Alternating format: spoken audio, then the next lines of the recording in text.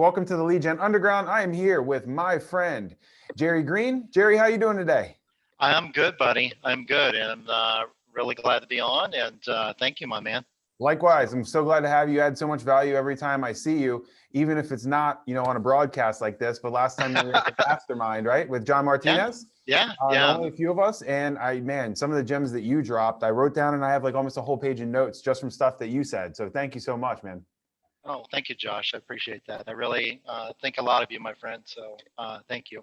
Well, I appreciate that, sir. All right, let's hop right into it. We're going to drop some gold nuggets for everyone today. And like the show is about planning for 2021, right? So at this time, Jerry, when you're looking to a new year, you have a pretty proven track record now, and you're pretty big in education space and teaching a lot of other investors. So when you're planning for your next year, what are you looking at? Well, I think we're looking at a couple different things. I mean, obviously, I'm looking at it through the eyes of a couple different companies. So that's one level, I guess, to look at it. And excuse me, I got the sniffles here today. So I got allergies, and they're always bad this time of year. So, but so that's one thing, Josh. And then the other thing that I think that we all need to look at, and this is something I've been really heavy on lately, is understanding the importance of when you start looking at things now.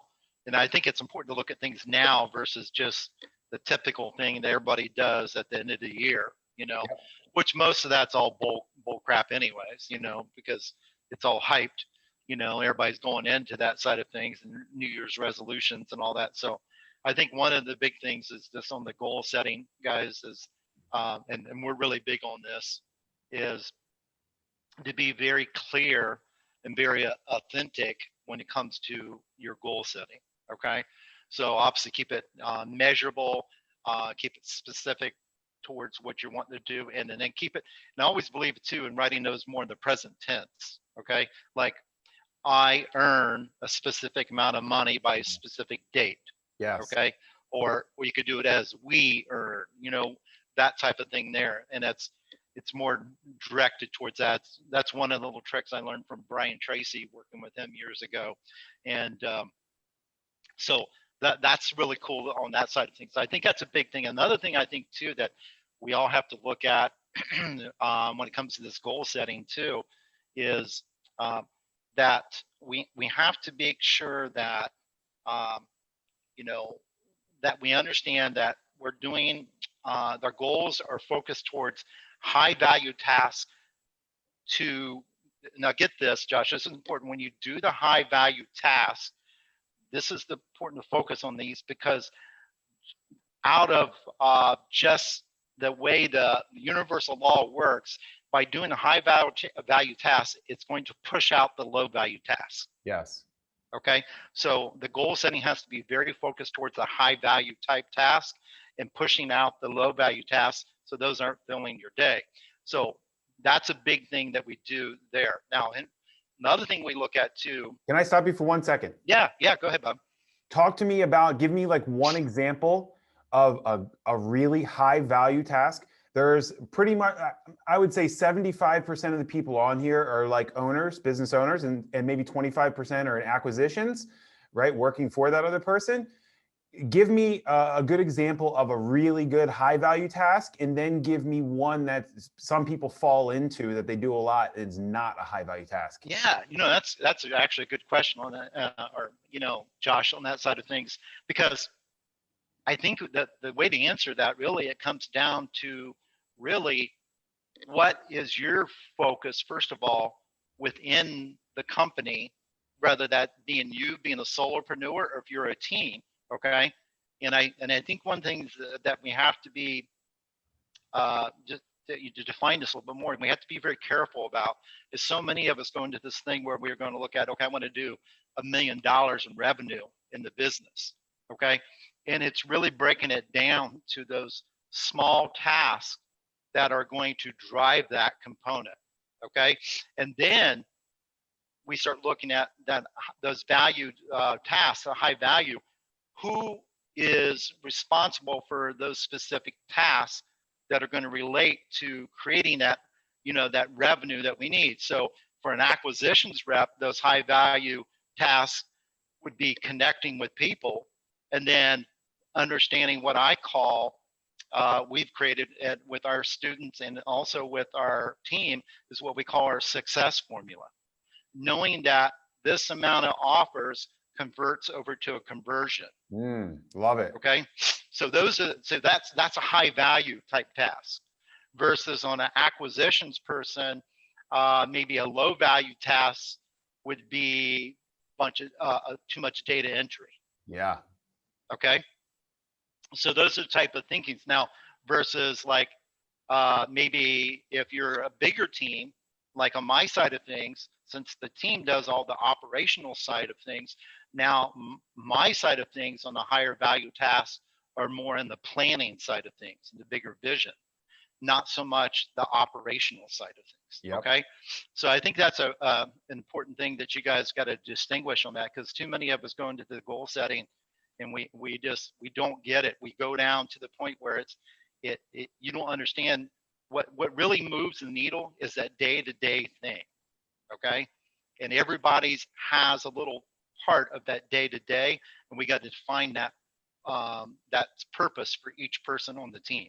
Okay, and if that's all you, Definitely. that's all you, that's okay, but Definitely. you got to really clarify what that is, because I see too many people. And Josh, I started this in 1994. When I started in this, I can tell you it's some of the same crap people do over and all the time. What they do is they focus. I've got to have my website set up. I got to have my LLC set up. I got to have all this stuff set up before I do anything. And I'm like, that's a bunch of crap. Yeah. Why not start making some money? Yeah. Okay. Absolutely. So absolutely. All right, great.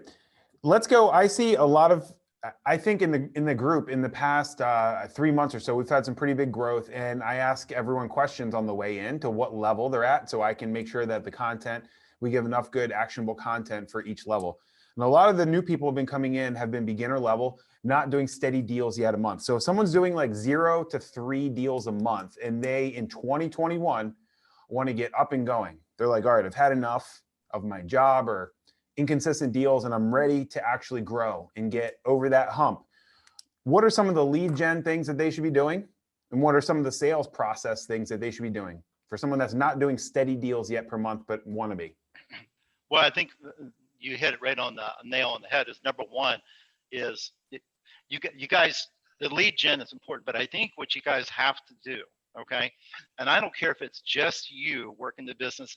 I don't care if you've never done any deals, okay, or you're just doing 1 or 2 a month or whatever it is, and you want to scale this thing. Well, something I learned many years ago when I started in this business was something I failed at a lot, was not being consistent. Okay, but I'm talking about not just consistency in one area. I'm talking consistency in every area of our business, guys, especially like with the wholesaling side. Okay, we do a tremendous amount of wholesaling. That's 90% of our business now. I've done a little bit of everything over the years, flips, commercial, apartments, all that. Okay, rehabs. And I just look at why not do something that creates the biggest production line and the least amount of work on my end. Okay, so, and then what I just said was that one word is, or 2 words should say, is the production line. Okay, that's really what I think you guys got to start looking at. And it doesn't, like I said, I don't care if it's just you. You have to start thinking about all the moving parts within your business. And one of the easiest ways to do it is I do this a lot in my trainings. I tell people, or when I work with coaching students, is just draw out a simple line and consider this your business activity line, and think about, put a little like hashtag there or just a little mark on that line for each area of the business that is an activity. Okay, and you think about in our business, we have marketing. Okay, we have the lead intake, we have the acquisition side of things, and then we have the follow-up side of things, and then we have transaction coordinating. And a lot of you think, oh man, I'm doing all these. I get that and I understand that, But the thing is, it's really important for you to get the clarity of this, because if you want to take this from doing just a deal or so here and there, you have to understand all these different areas, and you have to understand what is your unique ability, and you've got to focus in on that, and then start outsourcing some of this other stuff. A lot of you don't, maybe you don't have the financial means to be able to hire somebody right now. You don't have the lead flow or the deal flow, but that doesn't mean you can't have, maybe you have it as a VA or something like that. You can have another family member help you on things, or maybe you can automate a part of it. Okay. These are different things you can do, but you have to understand all these moving parts, because your job is to keep consistency going in all these moving parts. That's something that I've learned over the years. And I would say, Josh, a big chunk of students that I work with, that's one of the biggest problems I see, is not having enough consistency. Okay. What happens is they create the roller coaster within the business. And it's like, okay, this month we done 2 deals. Next 2 months, we've done 0 deals. Okay. So you have to eliminate that. You got to create the consistency. And when you do that by understanding each area of the business, that's how you start moving the needle, my man. Okay. Absolutely. Absolutely. Okay. That's awesome. So from someone that's going from 3 plus, 3 deals, and they want to increase maybe double digits or whatever it may be, what do you think that next lever is? The first one's consistency, to start doing more consistent deals. What's that second lever that you find important? Well, I think a second lever really of that is that, in the beginning, you're doing everything yourself. And then the second side of things is really, I look at bringing that key person in is that assistant type / transaction coordinator. I think that's a lot of people see you don't need a full-time transaction coordinator unless you're doing somewhere in the neighborhood of 15 plus deals a month. Okay. So if you're in a position where you're just wanting to come in and you're doing 3-4 deals a month, and you want to increase that, take that kind of the next level, I think bringing in an assistant, even if somebody part-time, to free up all the little things, again, that you're doing that you shouldn't be doing. Remember what I said earlier, high value tasks, low value tasks. If you keep focused on the high value tasks and then take off stuff, all these little things, a lot of people, it's funny how many times I get people say, well, I'm not sure what an assistant will do. And when we hear something, I always tell them to do, Josh, is, in fact, I'll share this with to you, and you can share it to your group. It's something called drainers and drivers. Drainers and drivers. Okay. Okay. And you just monitor your activities for a 5-day period of time.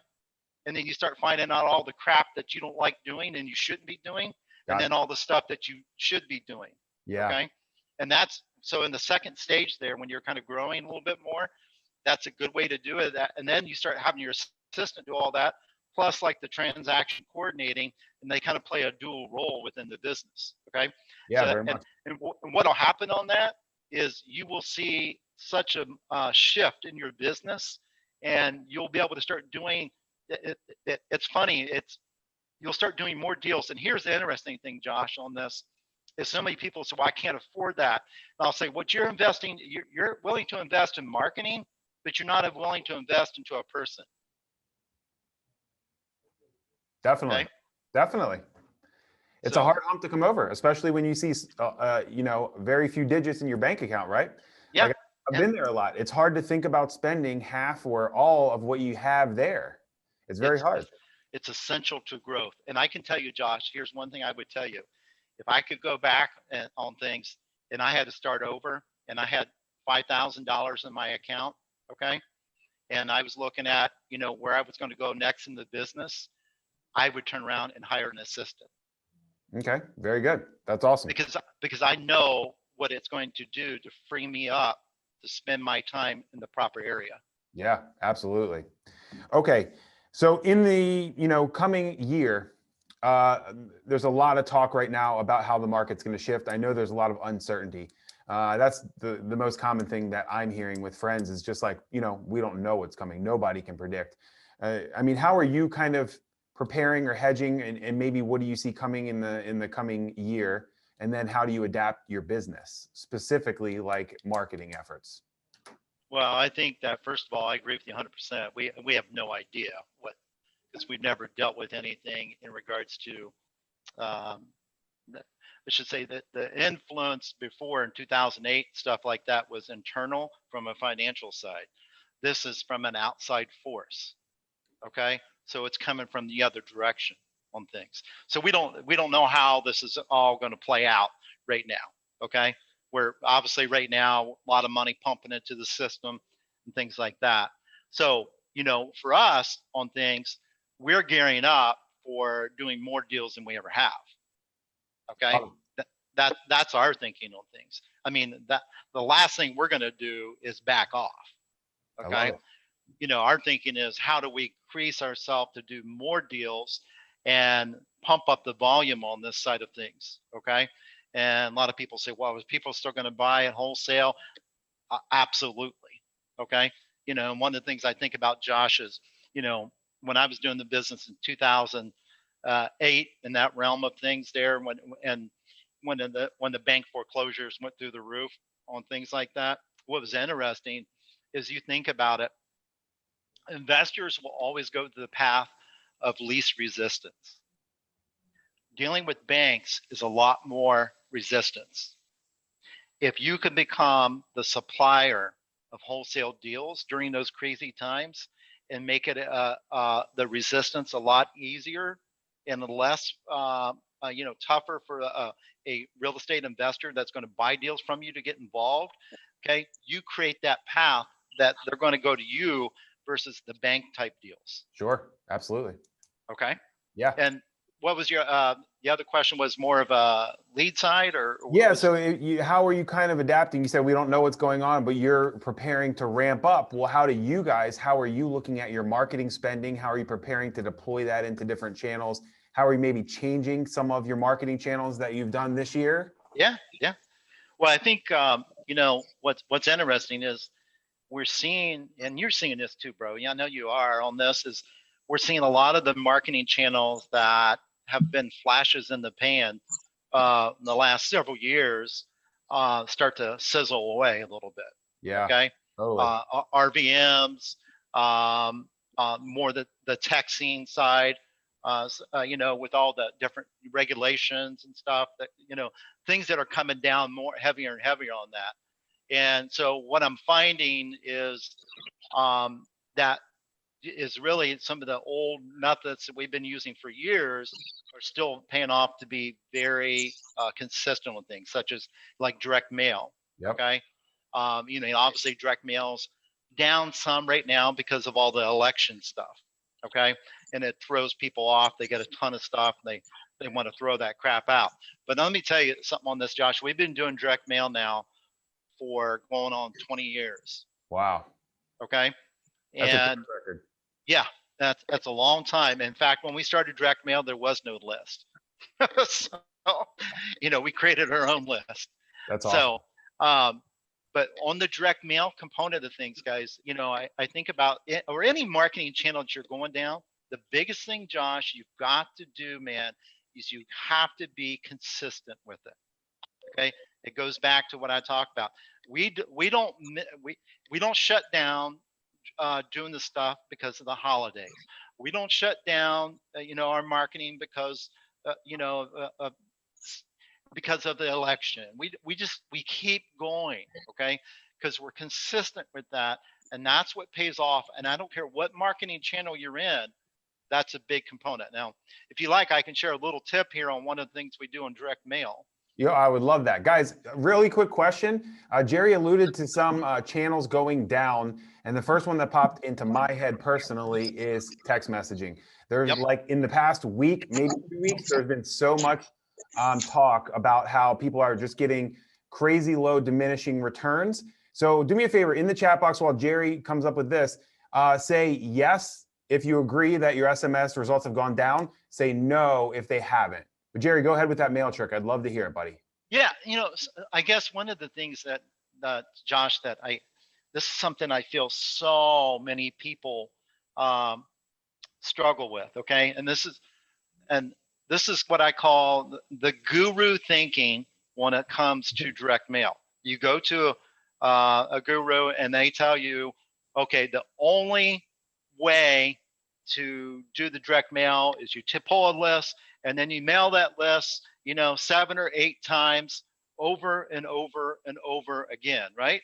Okay, that's fine, but here's the problem on that, okay?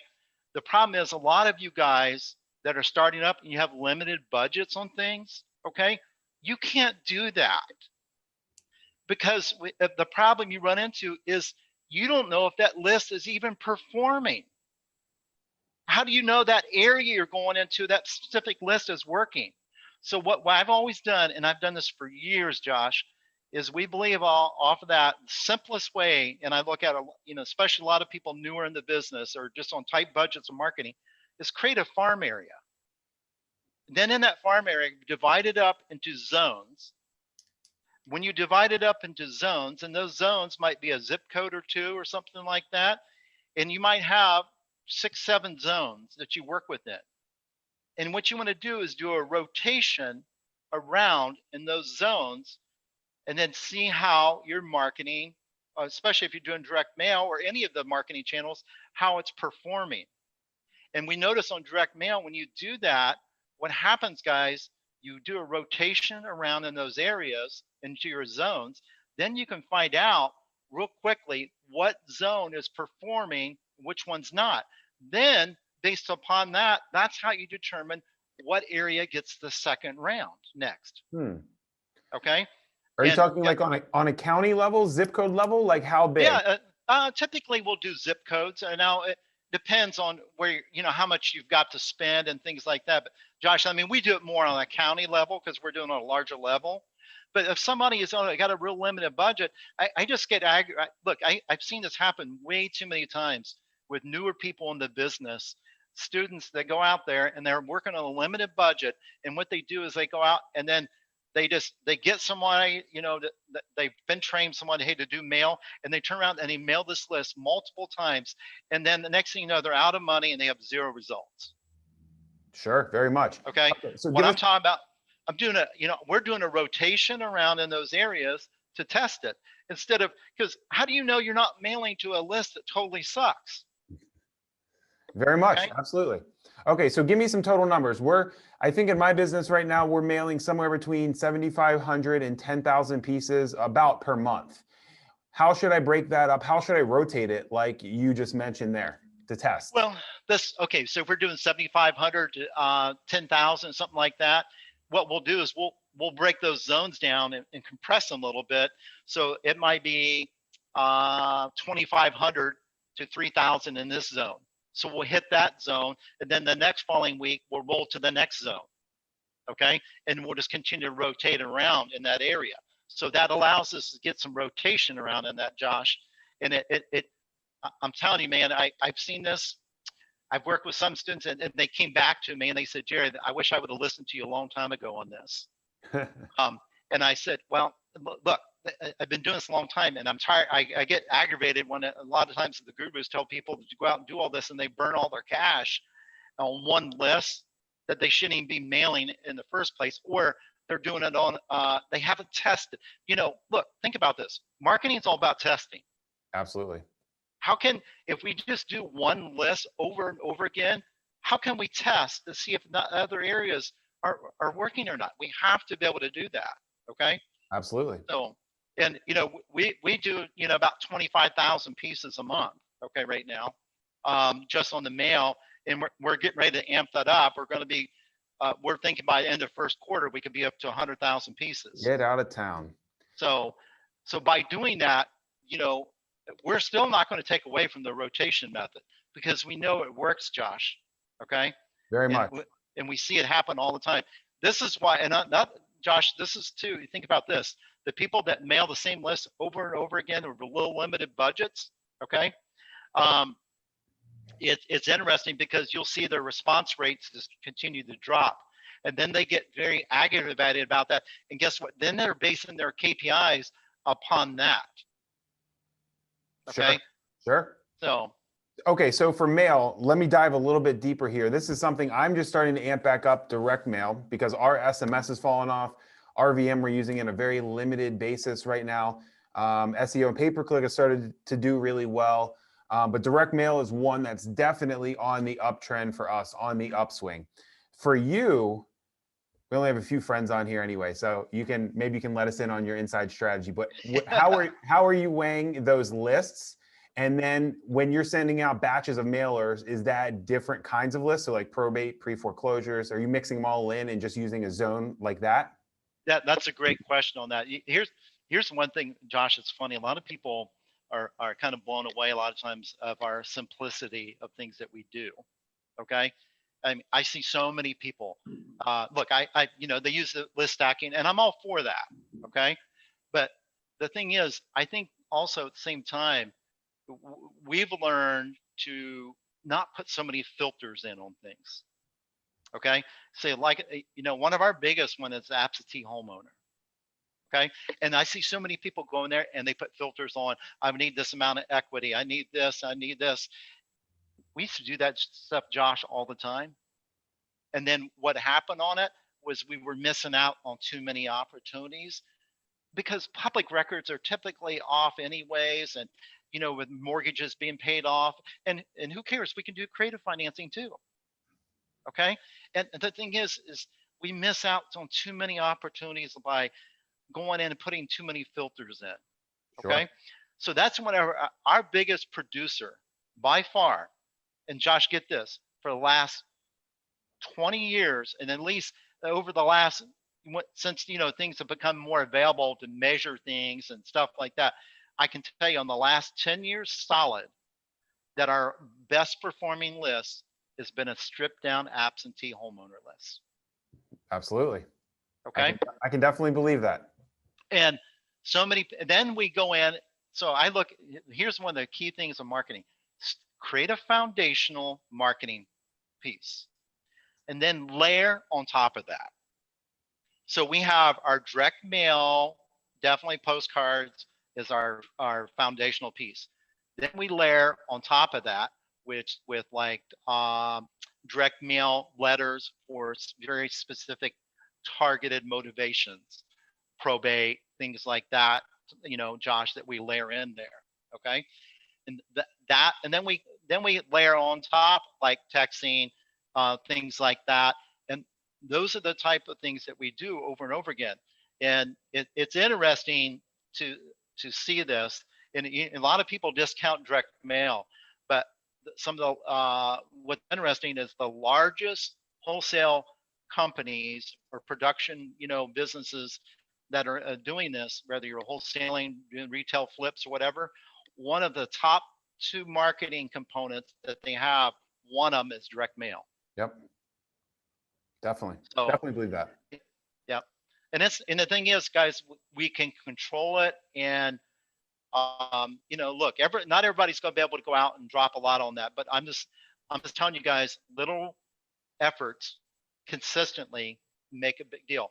One other just final tip on that, Josh, on the direct mail side of things. If you're only in a position where you can mail maybe 2,000 or 3,000 cards a month, okay, and that's all you can afford on things, and maybe you print those in house, okay, even do that where you can drop them every week.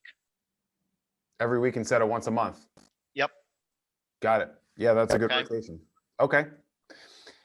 Ray just asked, based on experience, sometimes it takes a couple of weeks to call for a customer to call after they received your mail, or wouldn't that throw off your numbers? So how are you measuring? What's like that time frame where you measure the response rate? Is it any time? Is it 1 month, 2 months? Well, we typically know that most people are going to be reached out to several times. Okay. But you got to remember too, is once we mail them, then we're also doing some drip campaigns and stuff like that are going on. And so we have that going on as well.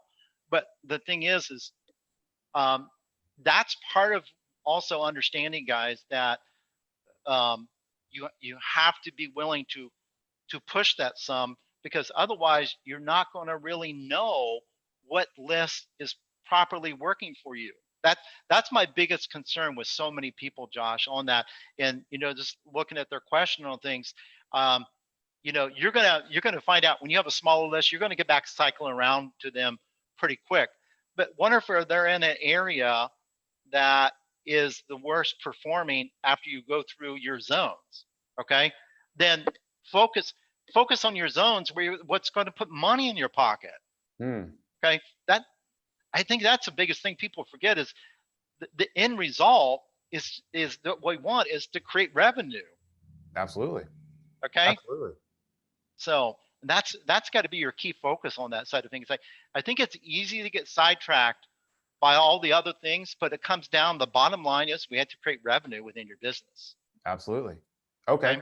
We're coming to the back end of the show. Just a few more questions here. Nick says, do you rotate where you get your list from, like Listability, PropStream, etc.? Yeah, so we do PropStream, we do ListSource. Okay, those are some of our biggest producers on that side of things for our list.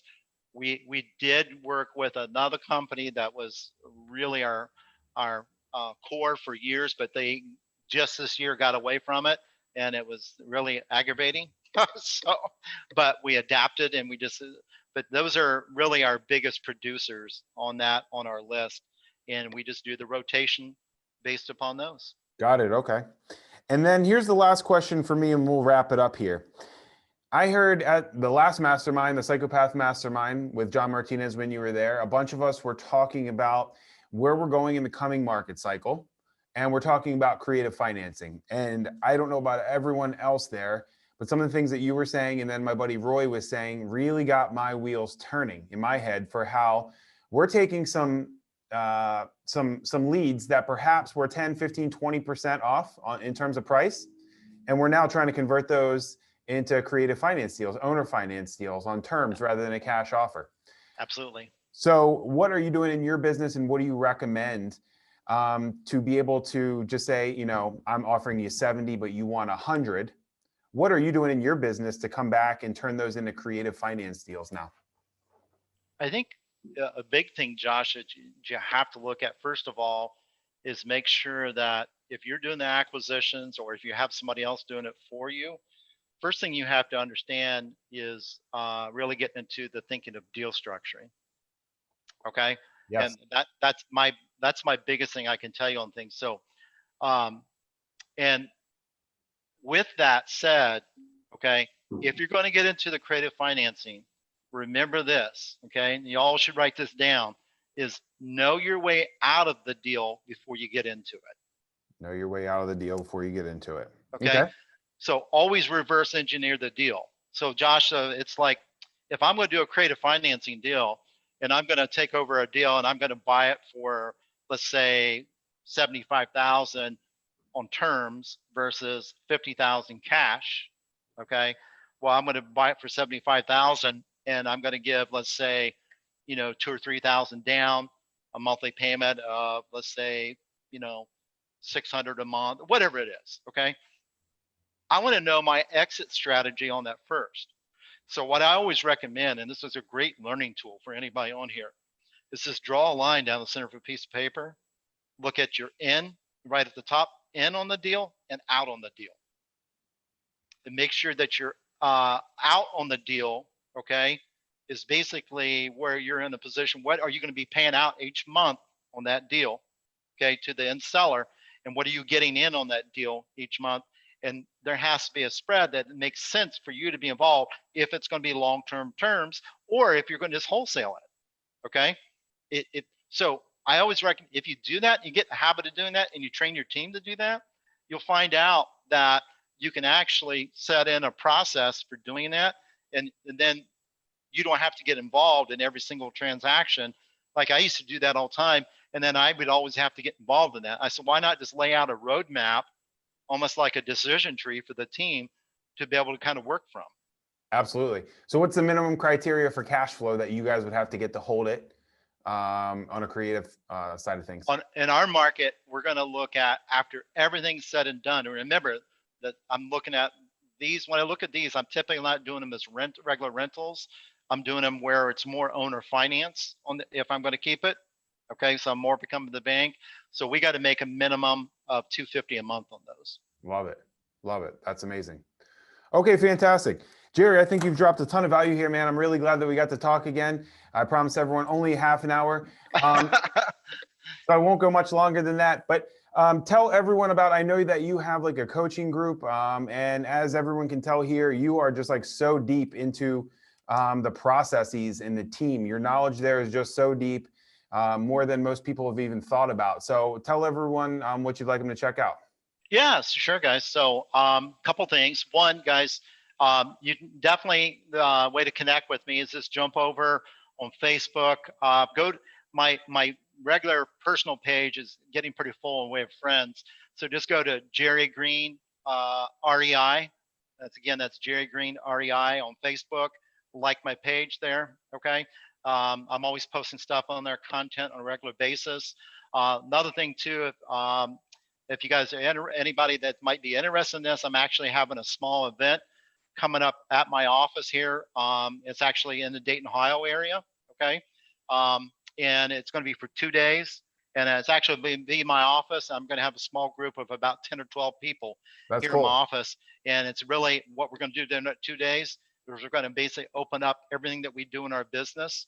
And not only do you get a chance to work with me, but you get a chance to work with my whole team and actually interact with them and see the whole operations. We're going to lay out all our systems, all our operations. And then on day 2, we're actually going to lay out a game plan for you, what you need to do as you go into 2021. And you're going to sign off on it. Dude, So I love that. So yeah. humble brag on them really quick, but how many deals did you guys do last month or the month before or something like that? So June was our biggest month this year. We done 36. In 1 month, you did 36 deals. Yep. So, and our average is, our average that we see is somewhere around 18 to 20. Wow. So, 18 to 20 deals a month, man. That's amazing. Really great stuff, Jerry. And here's the cool thing about it, Josh, too, is that, I mean, this is taking a lot of work, dude, but now I'm down to where I'm only averaging about 3 to 4 hours a week in the business. So guys, it doesn't come that way overnight. Okay. So you are the living 4-hour work week. I love that. Yeah, I guess so. Well, Jerry, that's amazing, man. Thank you so much. I hope you guys go check out Jerry's page. He's got the small boot camp or course coming up where he's just taking a few people and walking you through all his processes. I think that's really amazing because you're such a big go-giver. There's no like, big upsell or anything. Like you're genuinely interested in helping people out in their businesses and moving them forward. And guys, if you don't know, this is one of the quickest ways that you can, move your business forward is leaning into someone else and doing what they do, right? Doing what they do until you find out it doesn't work or find out they're lying. And I can tell you that Jerry knows what he's doing and he's not lying. So I hope you guys go check out his page. Yep. Thank you guys. Josh, thank you so much, bro. So, Jerry, I look forward to seeing you in Texas next week. Yeah. And we'll have to do like a Facebook Live or something from there, my friend. Okay. Sounds good, buddy. All right. Thanks, guys. Pleasure. Guys, have a great day. Go out there and crush them. Talk to you soon. Bye-bye. See you, buddy. Bye-bye.